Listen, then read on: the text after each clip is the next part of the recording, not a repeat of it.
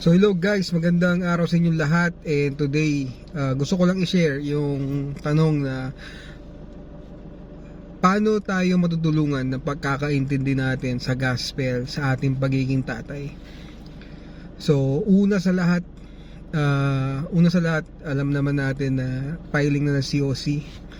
So syempre may mga kandidato na para bang hindi natin alam kung ba't tumakbo, no? Pero in some way, hindi ko rin sila masisi dahil everybody wants to see change sa ating pamahalaan sa ating bansa, sa paraan ng pamamalakad sa bansa natin.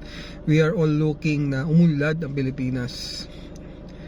Siyempre may mga tao rin na sinasabi na wala ng pag-asa, pero sa puso natin alam natin na gusto nating umunlad ang Pilipinas. And minsan itong mga nagtatanggang tumakbo bilang mga politiko, senador, congressman, some of them really want to have change, but some of them also may mga balak lang din, so iba-iba, no? Pero yun nga wala yun sa control natin. Hindi natin makontrol yun yung parte na yun hindi natin makontrol yung part na yun sa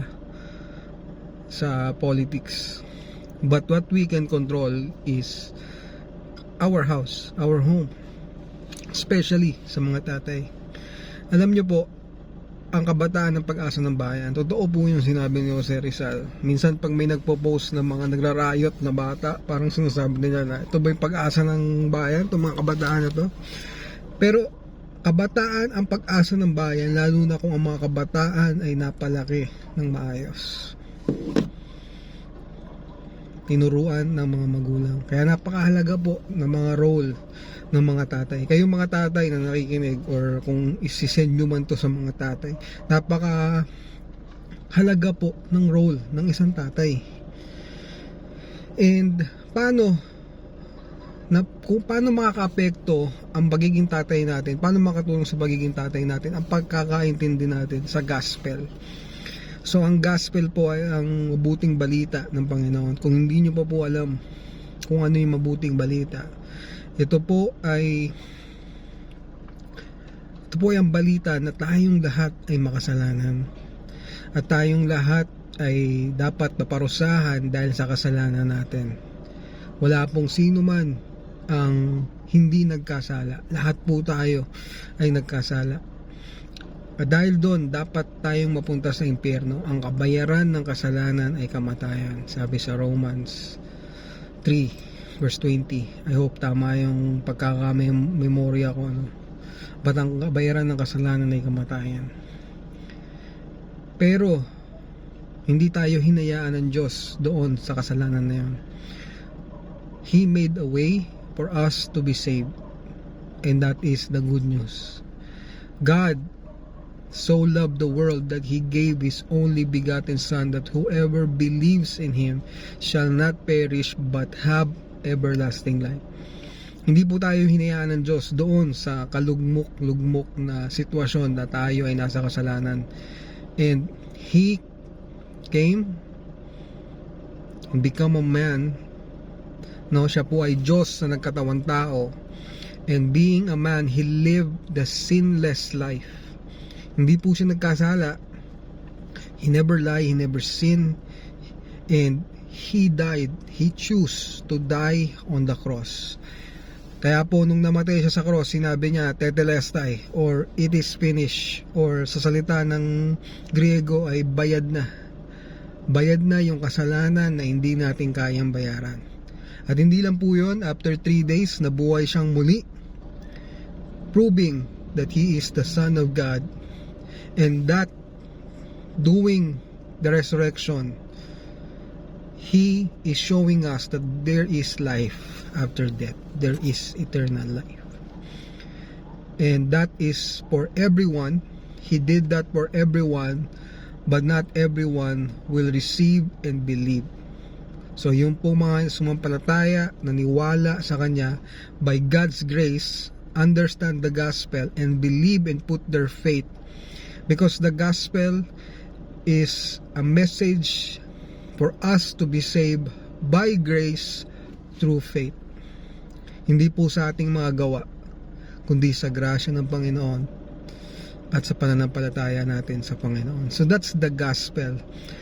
Kung patuloy po nating naintindihan yung gospel na yan, and we are living that gospel, how can that help us sa ating pagiging tatay? Napakalaki po ng tulong. Actually, sa buong buhay mo, if you understand the gospel, you will have that experience because you will repent Mag-change na yung ways mo Repentance means you are changing your mind, you are changing your ways. So kung dati sa kasalanan ka mas inclined, na-change ka na. Dati nakaharap ka sa kasalanan, nakatalikod ka sa Diyos.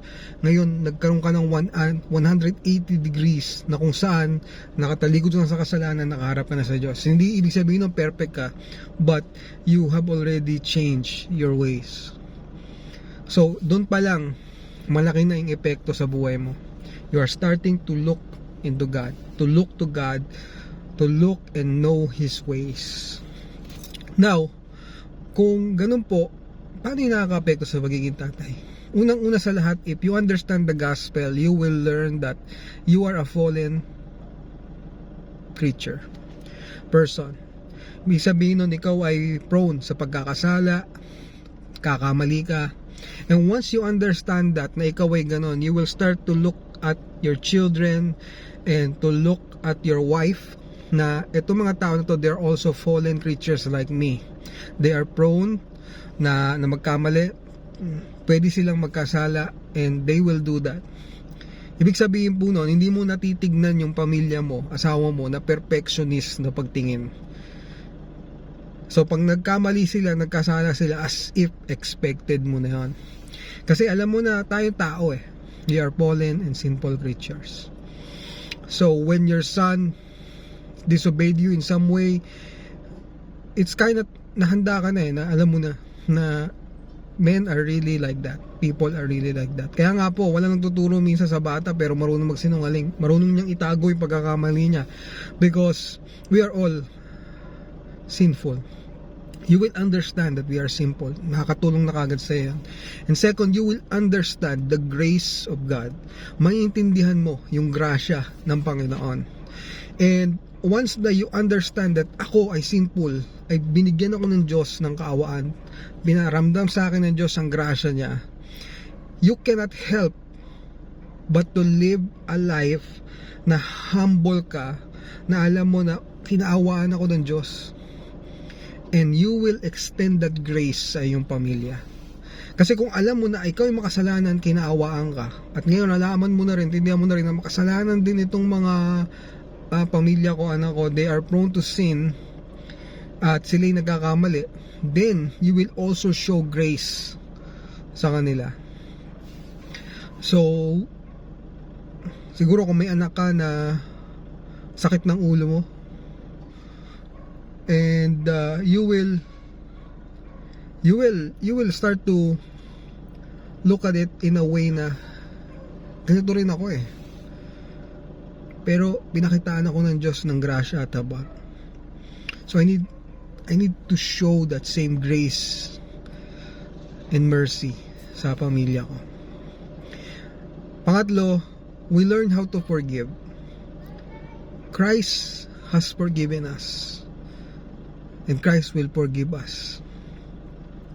And once we understand that reality, na ganun yung ginawa ng Diyos sa atin, God is forgiving us, we will learn how to forgive as well. Kaya nga may nagsasabi na ako nga pinatawad ng Diyos sino ako para hindi magpatawad? Because you starting to understand na grabe yung pagpapatawad sa akin ng Diyos, to the point na binayaran niya yung kasalanan ko. Siya yung namatay sa krus para sa kasalanan ko. Sino ako para hindi magpatawad? And pag naintindihan mo yan, na-apply mo yan sa pagiging tatay mo, you will start to forgive your children, your wife, and you will understand na this is the Christian life.